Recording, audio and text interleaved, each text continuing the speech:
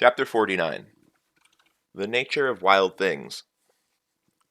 As with all truly wild things, care is necessary in approaching them. Stealth is useless. Wild things recognize stealth for what it is, a lie and a trap.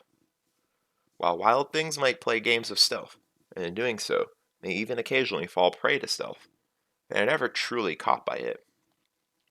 So, with slow care, rather than stealth, we must approach the subject of a certain woman. Her wildness is of such degree, I fear approaching her too quickly, even in a story. Should I move recklessly, I might startle even the idea of her into sudden flight. So, in the name of slow care, I will speak of how I met her, and to do that, I must speak of the events that brought me, quite unwillingly, across the river and into Imre.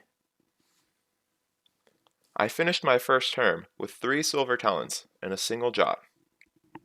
Not long ago, it would have seemed like all the money in the world to me.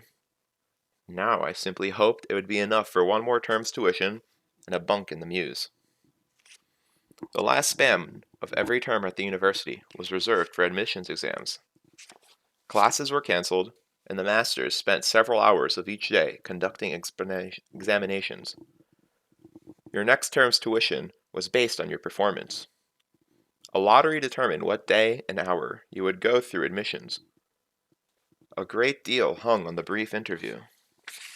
Missing a few questions could easily double your tuition. Because of this, slots later in the span were highly prized, as they gave students more time to study and prepare. There was a vigorous trade in appointment times after the lottery was held. Money and favors were bartered, as everyone vied for a time that suited them. I was lucky enough to draw a mid-morning hour on Sendling, the last day of admissions. If I'd wanted to, I could have sold my slot, but I preferred to take the extra time to study. I knew my performance would have to be brilliant, as several of the masters were now less than impressed by me. My previous trick of spying was out of the question. I now knew it was grounds for expulsion, and I couldn't risk that. Despite the long days I spent studying with Will and Sim, admissions were difficult. I breezed through many of the questions, but Hem was openly hostile, asking questions with more than one answer, so that nothing I said could be correct. Brandor was difficult as well, clearly helping Hem carry his grudge. Lauren was unreadable, but I sensed his disapproval rather than seeing it on his face. Afterward, I fidgeted while the masters discussed my tuition. Voices were calm and muted at first, then became somewhat louder. Eventually, Kilvin stood and shook a finger at Hem while shouting and pounding the table with his other hand. Hem maintained more composure than I would have if I had been faced with 20 stone of furious bellowing artificer. After the Chancellor managed to regain control of things, I was called forward and given my receipt. Elir Kvoth, summer term, tuition, 3 talents, 9 jots, 7 irons. 8 jots more than I had.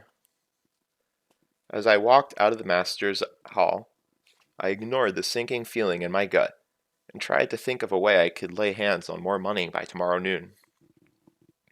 I made a brief stop at the 2 Sheldish money changers on this side of the river.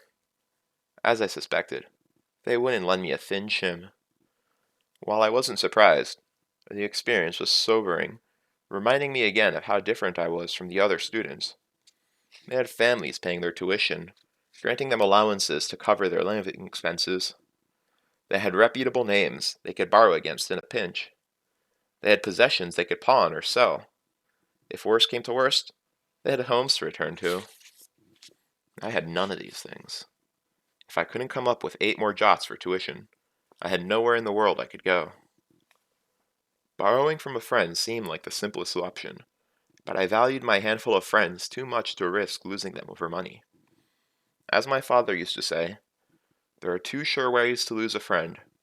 One is to borrow, the other to lend. Besides, I did my best to keep my desperate poverty to myself. Pride is a foolish thing, but it is a powerful force. I wouldn't ask them for money except at my very last resort. I briefly considered trying to cut purse the money, but I knew it was a bad idea. If I were caught with my hand in someone's pocket, I would get more than a cuff around the head. At best, I'd be jailed and forced to stand against the iron law. At worst, I'd end up on the horns and expelled for conduct unbecoming of a member of the Arcanum. I couldn't risk it. I needed a Gaelet, one of the dangerous men who lend money to desperate people. You might have heard them referred to romantically as Copperhawks, but more often they're referred to as Shimgals or Lets. Regardless of the name, they exist everywhere. The hard part is finding them. They tend to be rather secretive as their business is semi-legal at best. But living in Tarbean had taught me a thing or two. I spent a couple of hours visiting the seedier taverns around the university, making casual conversation, asking casual questions. Then I visited a pawn shop called the Bent Penny and asked a few more pointed questions. Finally, I learned where I needed to go. Over the river to Imre.